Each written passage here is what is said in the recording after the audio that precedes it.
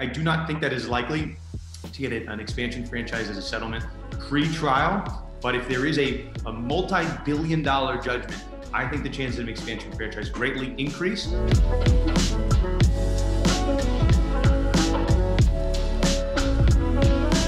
All right, Dan, first of all, thanks for doing this. I know you guys have been covering this St. Louis versus the Rams and NFL case as well or better than anybody. And we have a couple recent developments. First of all, the fact that the venue will not be moved. I guess what could the NFL appeal to the Supreme Court? Is that likely at all? But it seems like this trial is going to be in St. Louis. Yeah, so I think there is a chance that the NFL appeals to the United States Supreme Court. Those who have been following this case know that level of appellate review has been brought up a number of times in this case. And how far is the NFL going to take it? It wouldn't shock me if they tried that, but at this point, winning. If you lose at certain levels of appeal, it becomes that much less likely to win as you kind of go up that chain. So I think by all intents and purposes, this case will be tried in St. Louis. People, in my replies, Charlie, and I'm sure yours, are saying that they are ready to start tailgating outside the St. Louis courthouse. So, looks like for better or for worse, that's where we'll be. And then another recent development, yourself and your podcast co-host on Conduct Detrimental, Daniel Wallach, uncovering some documents from the 1999 hearing, a congressional hearing where the NFL actually worked, it seemed like, with cities and mayors to protect cities from relocation. Is that correct? Yeah, I think that's fair. So that's Paul Tagliabue, the prior commissioner before Roger Goodell, and we've talked about this extensively on the podcast. Our understanding has always been, right, and especially this is more so a legal principle.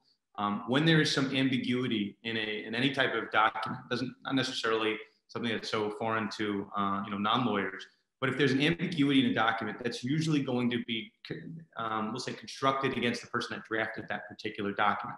So you have to look into the intention of the drafters. You have to look at something that we call like extrinsic evidence. What were they thinking about when they put these particular words in? So what Dan has a great article he wrote up on our site, conductdetrimental.com. But essentially, the Tagliabue, at least it was his intention back in 1999, if you listen to his quotes and what he's on the record as saying, is that these relocation guidelines were created for the principle of protecting these local home markets. And it makes a lot of sense. If you just go back to 1999, sports fans will know very well what happened then, right? The Houston Oilers had just left Houston. The Cleveland Browns had just left Cleveland. They went to Baltimore. So there was a fear that these home markets wouldn't be protected. So I think that makes a lot of sense without even, we've been talking about this in the podcast for a couple of months. If you put a term like that, local territory or home jurisdiction or home market, when you make this a public facing document, I think part of the reason has to be certainly to instill public confidence in that market that you're not going to be leaving it. So that's always been the question when it comes to St. Louis, right? Was this a contract that St. Louis reasonably relied on as something called a third-party beneficiary? And I think what Dan uncovered, and now again that article's up on the website, I think that's evidence showing that the NFL intended this to benefit these home markets, be it St. Louis, Houston, Cleveland, Buffalo, Minnesota. You can go down the line, but I think that's also just common sense. I don't think we necessarily needed to see Tagliabue's statement to know that. And here we are, potentially less than 70 days now away from a trial. And I'm trying not to be too much of a homer here, but it doesn't seem like the NFL has had any wins throughout this process. Even, was it last week with Bob Blitz coming off the case, but then I've heard a lot of folks saying that he may be more damaging to the NFL as a witness. I mean, is it fair to say that since this lawsuit was created, 4 years ago, that everything has gone the way of St. Louis? I think it's fair. I don't want to overstate it. And again, I'm not the homer here, so maybe I have a little bit more impartiality here. But here's the thing, right? Up until summary judgment that was denied, that was now a couple weeks ago at this point. It's the NFL's playbook, any big business's playbook. I've defended big businesses. I've been on the plaintiff side suing big businesses. Usually, these businesses will take something called a no-pay position or a nuisance position, and they'll take that position, which basically means they're either going to pay you zero or they'll pay you absolute pennies on the dollar because they're trying to go to court and they'll try to dismiss the case. So, maybe there's a version where, hey, I'll pay you what I would otherwise pay my lawyer to file this motion to dismiss, but I'm not going to give you more than that. I want to take my chances and win on summary judgment. And I'd rather not pay you a dime instead of precedent. Hey, if you sue us as a big business, we'll pay to make you go away. We'd rather pay our lawyers that money than make it go away. So for about 4 years, right, just right around there, I think that was the NFL's MO. Let us not even engage in any type of legitimate settlement conversations. Let's go through the motions of depositions. Okay, now discovery is over. We're 4 years into the case. Now it's time to hit him with our best shot, the motion for summary judgment. And I think that was always the NFL's expectation, that they'd get out on this case on summary judgment. We would not get to that January 10th trial date. And I think it probably surprised many at NFL HQ, and certainly the Kroenkes. They lost across the board in that summary judgment motion. So when you're asking me if the NFL or St. Louis has won all these different determinations, I don't know if that's necessarily fair, as opposed to the NFL has not won them, right? So, certainly we kind of maintained the status quo throughout. The complaint has existed in its current iteration. Nothing was dismissed on summary judgment. And then for purposes of discovery, maybe it's just a Judge McGraw's intuition. I don't necessarily I'm familiar with any other cases in his courtroom, but he seems to be inclined to allow an open exchange of discovery. So, he could just have a courtroom that's generally beneficial to plaintiffs. But that said, Charlie, right, as long as the case keeps going, as long as there keeps being discovery, the St. Louis is building their war chest. They're building their arsenal. The more discovery that's compounded, the more discovery that's ordered, the bigger the arsenal they have come January 10th. So in that sense, I think it is setting up very well for St. Louis. Any insight into why they would depose Stan Kroenke for a second time? And maybe this was coincidental with the timing, but it's right after the Seth Wickersham article about the NFL owners meeting, where the NFL owners potentially are not happy with Stan Kroenke. And then Stan Kroenke could be trying, which is very up his alley, to back out of the indemnification agreement with the NFL. Do you think that was a coincidence, or could something from that report say to the St. Louis side, hey, let's talk to Kroenke again? Yeah, I don't think it's a coincidence at all. Certainly, especially on the eve of trial, depositions are already done. So in order to get a deposition after summary judgment, we'll say, quote unquote, on the eve of trial, within 100 days, 90 days of trial, you have to really show extenuating or circumstances or something even akin to like newly discovered evidence in order to allow yourself kind of late discovery in the game. So we just saw a video conference deposition notice. We don't know what it's about, but what has changed? What new has come up? Seth Wickersham article. Welcome ESPN to the conversation. We appreciate your diligence on this part. But yeah, let's think about it. What could be relevant? Certainly, we pointed out in the podcast, but there are comments attributed to John Mara, owner of the New York Giants, that there was essentially maybe some sort of pseudo quid pro quo. Hey, you sign this indemnification agreement, and then we'll allow you to move. Will allow you to move the team, Kroenke, from St. Louis to Los Angeles. Now, again, those are just reports. I don't know if that's confirmed to be true. But when there's smoke, the expression is there could be fire. And I think St. Louis rightfully wants to investigate that. Were you allowed to move to Los Angeles because you actually followed the relocation guidelines? Or did you know that you weren't following the relocation guidelines and we just decided to give it to you because you decided to sign this indemnification agreement? The latter of which would be very bad for the NFL, certainly. If they didn't follow the relocation guidelines. So, the NFL's argument here, Charlie, has been a combination. It's been a kind of mishmash of a couple things. But, hey, the relocation guidelines are not a contract. We're not required to follow them. And then essentially, right, they're talking out of both sides of their mouth. And the other side is, well, if it was a contract, we did follow it. And now we have this kind of third level that's, well, we might not have followed it, but we gave the Kroenke indemnification agreement, so we thought it was fine because he paid the bill at the end of the day. So, if you're reading something, it's certainly a fair defense strategy. The burden is on the plaintiff to prove their case. The defense can do one of two things, and I've been on the defense side, I've been on the plaintiff side. Defense can sit on their hands and say absolutely nothing. And they could say, you know what, this is the plaintiff's burden to prove this case. We don't have to say a dime. We can just poke holes in their theory. Or what the NFL seems to be doing here is throwing a lot of different theories out to try to cast out on the RAMS or on St. Louis's theory of the case. So, I don't think this new evidence that's coming out, the statement that's attributed to John Mara, is a good thing for the NFL. But it's certainly a different theory than I think St. Louis has even offered. So I think St. Louis is in their right to try to depose Kroenke and maybe other owners with respect to this type of allegation theory. We don't know. Again, I'm using my best guess as to what this video deposition is about. But certainly, I think the lawyers on the St. Louis side should be investigating this. So in your estimation, following that article, another more popular now media theory is potentially if Kroenke were to sue the owners for the indemnification and win, potentially St. Louis would have a better chance at an expansion team because then all the NFL is on the hook. What do you think? Is there any credence to that in your opinion? Yeah, I mean, I guess in a nutshell, we've been saying this theory for maybe about a couple of weeks, if not a couple of months at this point. But from an economic standpoint, let's pretend for purpose of this discussion that Kroenke and the NFL are on the same page. Okay, so why would the NFL plural want to pay out $1 billion plus when they could alternatively allow a St. Louis billionaire, let's use Mr. Dorsey for example, and say, Jack, we're going to give you a team, pay us a cool $500 million, same deal as we normally charge some of our relocation fees. Pay us $500 million, but we'll give the team to that particular market, which isn't, wouldn't be unprecedented in football history, right? The Houston Oilers went to Tennessee to become the Titans. Wouldn't you know? The Houston Texans pop up. Same thing with the Cleveland Browns, right? Cleveland Browns go to Baltimore. Cleveland Browns then pop back up. Not unprecedented. Now, that makes a lot of sense from an economic level. But if you take it to, what I think now we're seeing was the NFL's, version.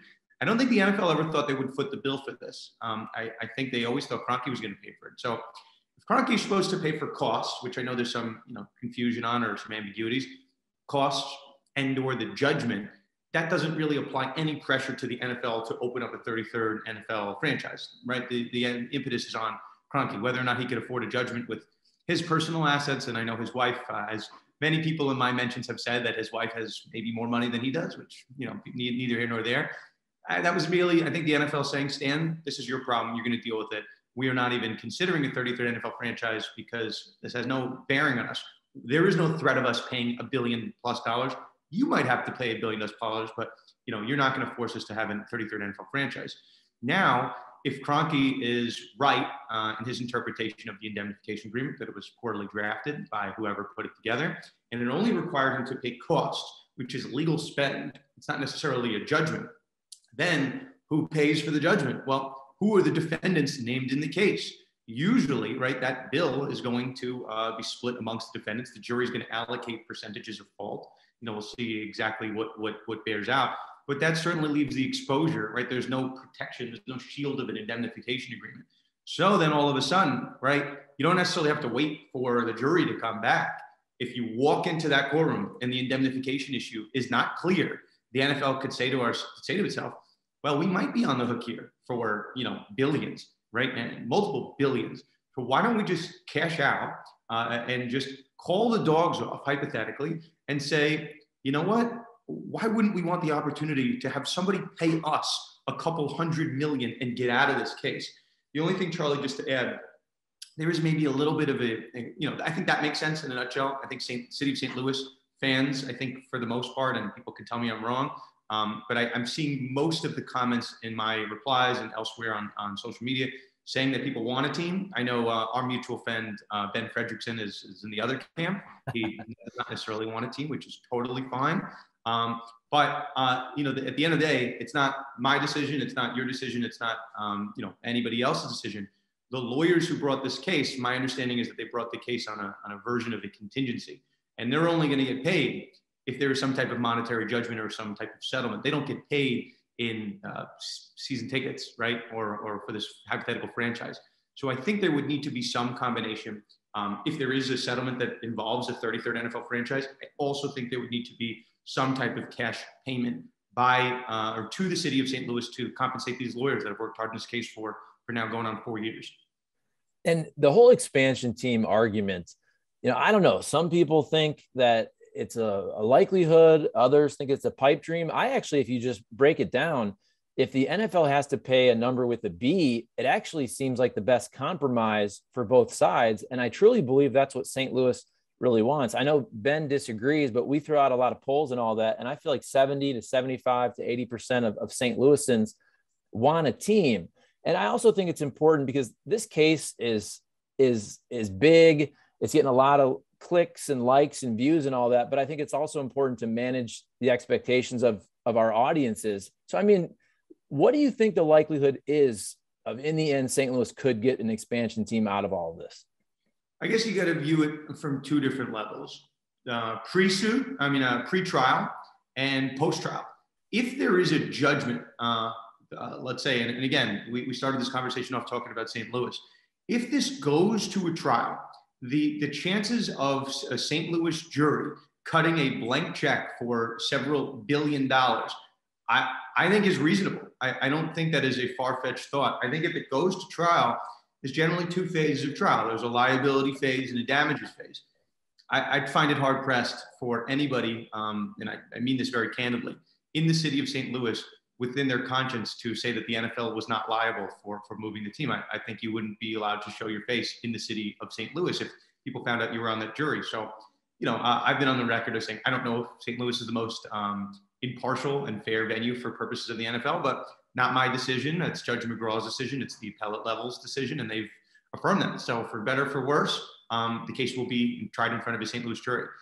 Liability, I think people kind of know where I stand on that. But from a damages standpoint, I think that's the NFL's worst fear. If you get through liability, which I think you do, I don't know, the city of St. Louis, right? You're going to have people that live in the city of St. Louis, in the county of St. Louis. They're going to be on the jury. So that money could go towards the economy. It doesn't necessarily need to go into the pockets of politicians. So yeah, there's a number of levels where I think the city jurors from St. Louis are going to be inclined to write a very big number here. And that's not even necessarily saying potentially punitive damages for what the NFL maybe did wrong from a fraudulent level. So if the case goes to trial, I think there's a legitimate chance of billions of dollars in judgment. Now, if that occurs, I think the chances of an expansion franchise significantly increase. Pre-trial, you got to ask the NFL lawyers, right? I still think they feel pretty confident in their case. And if they do feel confident in their case, which every lawyer has to be, you got to walk into that courtroom feeling pretty confident. I don't think they're going to be ready to just, hey, we might have spent, right, hundreds of $millions of legal fees, but you know what? Let's get out at this point. I think the NFL is going to want to try their hand. So I do not think that is likely to get an expansion franchise as a settlement pre-trial. But if there is a multi-billion-dollar judgment, I think the chances of an expansion franchise greatly increase. But let's see. Maybe the NFL is too prideful to offer that and completely cave to the city of St. Louis. But I think from an economic standpoint, it's always made too much sense. But we'll see if pride, takes precedence for whatever reason. And then a similar question, again, as we're less than 70 days out from a potential trial. If it seems like right now the NFL would have to cut a check with $1 billion in there somewhere, that they're not going to just settle and write that check. At this point, you might as well go to trial, I would think, if I'm on their side. Is that the way you see it, where here we are, the likelihood of the NFL settling at this point, as we're less than 70 days out, is we may as well go to trial? I think so, right? We're seeing numbers reported around the league. And again, I think this was courtesy of the ESPN report. Some teams have spent in the 8 figures in terms of legal defense on this case. So what was the point in being so vehement? Unless you thought the case was going to get dismissed on summary judgment, what was the point on fighting this, right? What's the point? I will say, Charlie, at a certain point, these owners were required to provide personal finance with respect to discovery. A lot of owners or a certain amount of owners, I don't want to say a lot, but have not complied with discovery. And usually at the NFL's MO in these kind of situations, they're going to provide it at the last possible minute. So I think the last order from the court said that there's going to be another status conference in early December with respect to these personal finances of these certain owners. If you're having your tinfoil hat on, maybe they don't want to give over the personal finances because they think there's a potential window of settlement between now and December 3rd, right? Or else why would you have not provided those documents when the court clearly and explicitly ordered you to do so during the month of October? But yeah, I think it would be an odd look for the NFL to all of a sudden cave because of, and we have to go through a couple levels, right? The indemnification agreement. Roger Goodell is going to, and we should probably mention, in this indemnification agreement, there's reportedly a clause that says if there's any confusion, that determination goes to Roger Goodell to decide how to interpret this indemnification. Certainly he's going to decide, I would think, right? The fix is probably in, and he's going to decide in a way that benefits the NFL to the detriment of Stan Kroenke. And then we'll see if there's some type of lawsuit by Kroenke to kind of get that decision out of Roger Goodell's hands, which has happened in NFL history, I think, with the Saints maybe about a decade ago. But we'll see. This is why we mentioned it on the website and as well as the podcast. But there's this weird dichotomy where this issue of interpretation on what the indemnification agreement pertains to. In a sense, right, you kind of want Stan Kroenke to win that, as bizarre as it sounds for St. Louis. You want the NFL on the hook for all damages and all costs. That applies so much more leverage, and it essentially increases the pockets in this case by 32x, right? 32 NFL owners are potentially on the hook. So, yeah, I would find it odd if all of a sudden the NFL just said, you know what? All these different chutes and ladders and all these different Pandora's box we go in, we think they're all going to be decided against us, and we're going to just wave the white flag now. No, I think it's a little premature. I do think the chances of settlement greatly increase post trial. That would kind of obviate the need for appeals, as we've seen the NFL has tried to appeal this judgment up. But I think if they lose at the trial court level in front of Judge McGraw, I think that's when the NFL is going to have to get really creative and switch their whole strategy around here and maybe offer up a franchise as a result. And you mentioned the appeals process. This whole thing has taken so long. If you go from the Rams leaving 15-16, the suit filed, 2017, we could have a trial in 2022. Even if the Rams and the NFL lose that, what's their appeal capabilities then? Is this something that even if they lose, they could continue to try to go to higher courts and just draw this out even longer? I think at a certain point, lawyers will know, if you lose at the trial court level, certainly you can always, that's why the appellate courts exist, to reverse errors that occur at the trial court level. But with the amount of money involved, certainly maybe they're going to think Judge McGraw has made certain mistakes. Maybe there's going to be an issue with the, during the trial, maybe a juror should have been kicked off the jury. We've seen big verdicts somehow get unwritten on appeal because of issues in the jury selection process or the trial process, which is possible. You can't rule that out. But at a certain point, I think the NFL is going to want to move on. I think in hindsight, right, you put the NFL under oath during trial, I think they'll admit that certain mistakes were made, right? At a certain point, like, why do you have all these town halls if you're arguing that the town halls don't really matter and you don't have to follow the relocation guidelines? So I think there is maybe a public, what's the right word? I think they might be fearful of the markets in Buffalo, Minnesota, Jacksonville, these other markets that get spooked from all this. And maybe the NFL can wave the white flag as they've done, right? With the concussion litigation, they waved the white flag. They said they made mistakes. They switched the protocol around. They waved the white flag on the Colin Kaepernick, incidents, years ago. They've waved the white flag. Roger Goodell said he made mistakes. So it's not unprecedented for the NFL to kind of step up and wave the white flag and say mea culpa. But the longer this continues, I just think the NFL looks really bad. And I think the NFL is in a market, in a business of, appeasing these local markets. So yeah, I don't think it looks good to attack and keep this going, especially now. And I don't mean this in candor. ESPN all of a sudden seems to be on the bandwagon of covering the story. A lot of major media outlets are now picking this up. Maybe that's it. And then now certainly, Charlie, they have leaks amongst the ranks, right? That ESPN report shows that owners want the word out that they are not happy with Stan Kroenke. And maybe that's all the motivation they need. It seems like some owners want this thing to be resolved in some way, shape, or form. So, we'll see what comes of it. But I think the tides are changing. I think in the last 60 days, the NFL has had to kind of reassess its strategy. I don't anticipate them going a full 180 pre-trial, but I think post-trial, I don't see the reason why they would, belabor this. Appeals could be 2-3 years. Do they want this cloud hanging over their head, right? And that judgment at the trial court level collecting interest, potentially on $1 billion judgment? No, I wouldn't think so. Fascinating stuff. Dan, really appreciate the time. Thanks for doing this. And you and Daniel, everything you guys are doing with Conduct Detrimental is awesome. You guys have been leading the way. And I know St. Louis is very happy for that. So thank you. My pleasure. Anytime, Charlie.